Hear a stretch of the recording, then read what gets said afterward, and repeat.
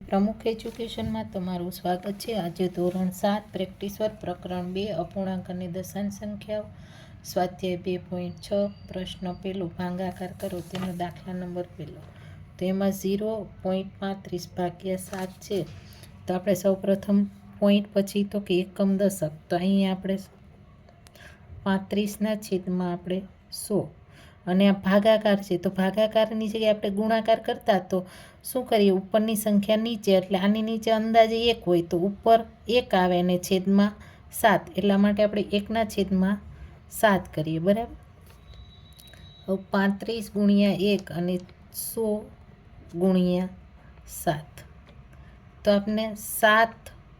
પંચા તો કે 35 આપણે સીધા ઉડાડી દીધા, તો અહીંયા 5 ના છેદમાં 100, તો બરાબર આપણે તો કે 5 એકમ દશક, તો કે એકમ અને આ દશક અને 0 તો કે 0.05 મળે। તેવી રીતના અહીંયા 6.5 તો કે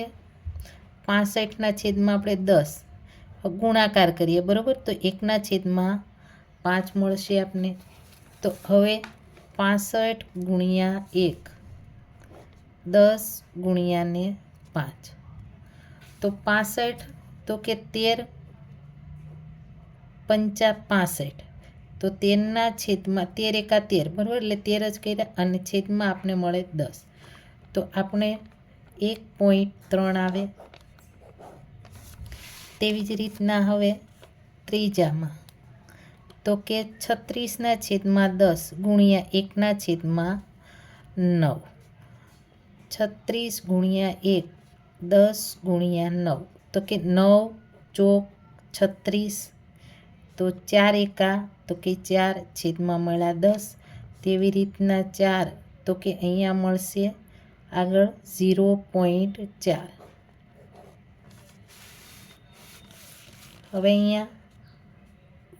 12.5 છે, તો અહીંયા 125 છેદમાં લખીએ આપણે, પોઈન્ટ પછી 1 છે એટલે એટલા માટે આપણે 10 ગુણ્યા 1ના છેદમાં 5, 125 ગુણ્યા 1 10 ગુણ્યા ને 5, તો આપને ખબર છે કે 25 પંચા તો કે 105, આપણે કરીએ કે 25 ગુણ્યા 5 તો કે 125 આવે, તો આપણે અહીંયા ભાગાકાર કર્યો એટલે કે 125 ભાગ્યા આપણે 5 કરીએ તો આપણે કેટલા મળે, તો કે 25, અથવા તો 25 પંચા તો કે 125, તો એટલા માટે આપણે 25ના છેદમાં 10, તો આપણે 2.5 જવાબ મળે।